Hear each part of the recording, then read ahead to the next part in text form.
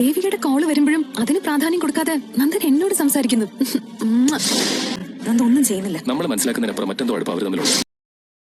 Hello friends, അങ്ങനെ നമ്മുടെ സുഗമോ ദേവിയിൽ വമ്പം വഴിത്തിരിവാട്ടോ. വേറെ ഒന്നുമല്ല, നമ്മുടെ നന്ദൻ ദേവികയുമായിട്ട് സംസാരിച്ചിരിക്കുക. അല്ലെ നന്ദൻ ഓയ്യോ ഒരു കോള് വരുന്നുണ്ടേ എന്ന് പറഞ്ഞ് കട്ട് ചെയ്യുവാണ്. പിന്നെ ദേവിക വിളിച്ചിട്ട് എടുക്കുന്നുമില്ല. അപ്പൊ ആരാണ് നമ്മുടെ നന്ദനെ വിളിച്ചത്? ഇസബല്ല.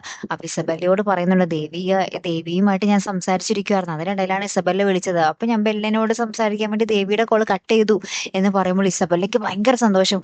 അയ്യോ, എനിക്ക് വേണ്ടി ദേവിയുടെ കോള് നീ കട്ട് ചെയ്തു, അയ്യോ താങ്ക് യു നന്ദു എന്നൊക്കെ പറഞ്ഞ് കുറെ ഉമ്മയൊക്കെ ഫോണിലൂടെ കൊടുക്കുന്നുണ്ടേ. നന്ദനാണെങ്കിൽ തേങ്ങ വിഴിഞ്ഞ പോലെ അതൊക്കെ കിട്ടി ഇങ്ങനെ സ്വീകരിച്ച് നിൽക്കുന്നുണ്ട്. അപ്പുറത്ത് ദേവിക പോയിട്ട് ഈ കാര്യങ്ങളൊക്കെ മുരളിയുടെ അടുത്ത് പറയുന്നുണ്ട്. നന്ദുവിന്റെ ഈ ഒരു പോക്ക് ശരിയല്ല, ഇസബല്ലയുമായിട്ടുള്ള ആ ഒരു കൂട്ടുകെട്ടും അത്രയ്ക്ക് പന്തിയായിട്ട് എനിക്ക് തോന്നുന്നില്ല മുരളിയേട്ട എന്ന് പറയുന്നുണ്ട്. അപ്പൊ മുരളിയും പറയുന്നുണ്ട്, ശരിയാണ്, എനിക്കും അങ്ങനെ തന്നെ തോന്നുന്നത്, നമുക്ക് എന്തെങ്കിലും ഒന്ന് ചെയ്തേ പറ്റൂ എന്ന് നമ്മുടെ മുരളി പറയുന്നൊരു രംഗങ്ങളൊക്കെ തന്നെയാട്ടോ കൂട്ടുകാരെ ഏറ്റവും ഒടുവിൽ കാണുവാൻ സാധിക്കുന്നതേ. പിന്നെ മറ്റേ പ്ലാന്റിന്റെ ഉദ്ഘാടനം ഉണ്ടല്ലോ, ആ പ്ലാന്റിന്റെ ഉദ്ഘാടന ചടങ്ങിലേക്ക് അതിന്റെ മുതലാളി നമ്മുടെ സിദ്ധാർത്ഥൻ സാറിനെ ക്ഷണിക്കുന്നുണ്ട്. ഉദ്ഘാടനത്തിന് സാറിന്റെ വക ഒരു തിരിയും കൂടെ കൊളുത്തണം എന്ന് പറഞ്ഞിട്ട്. അപ്പൊ നമ്മുടെ സിദ്ധാർത്ഥൻ ഇങ്ങനെ കട്ടക്കലിപ്പിൽ നിൽക്കുന്ന ഒരു രംഗവും ഇതിനിടയിലുണ്ട്.